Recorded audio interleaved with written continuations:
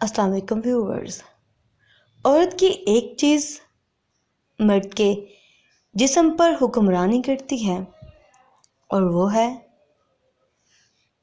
جس مرد نے عورت کو اپنا لباس سمجھا وہ عورت کو کبھی بھی آزمائش میں نہیں ڈال سکتا۔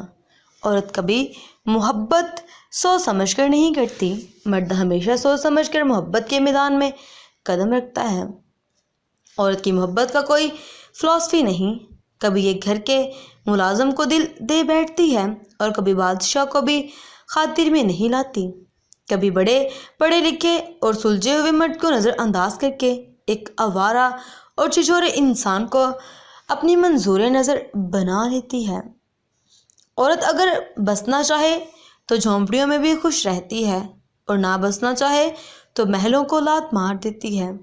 کبھی یہ سادگی کا مذاق اڑاتی ہوئی نظر انداز آتی ہے، کبھی ظرف کی قدردانی کی حد کر دیتی ہے۔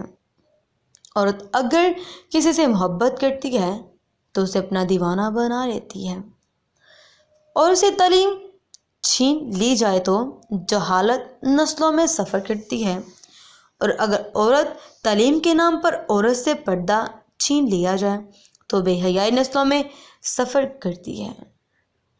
عورت سے محبت ایک فطرتی عمل ہے، تلخ حقیقت۔ بیوی کو مارنے والے مرد کی دلی تمنا یہ ہوتی ہے کہ اس کی بیٹی اپنے گھر میں خوش رہے۔ جو مرد بیوی کو مصیبت سمجھتے ہیں وہ جان لیں کہ بیوی خود چل کر نہیں آئی، آپ خود بھنگڑے ڈالتے ہوئے لے کر آئے ہیں اسے۔ عورت کی آزادی یہ ہرگز نہیں کہ وہ عام ہو جائے، عورت کی اصل آزادی یہ ہے کہ وہ خاص ہو جائے۔ ہر وہ تعلق بیکار ہے جس میں احساس اور اعتبار نہ ہو۔ عورت کی صرف ایک ہی چیز مرد کے دماغ پر مکمل طور پر حاوی رہتی ہے، وہ ہے عورت کا جسم۔ Thanks for watching. اللہ حافظ۔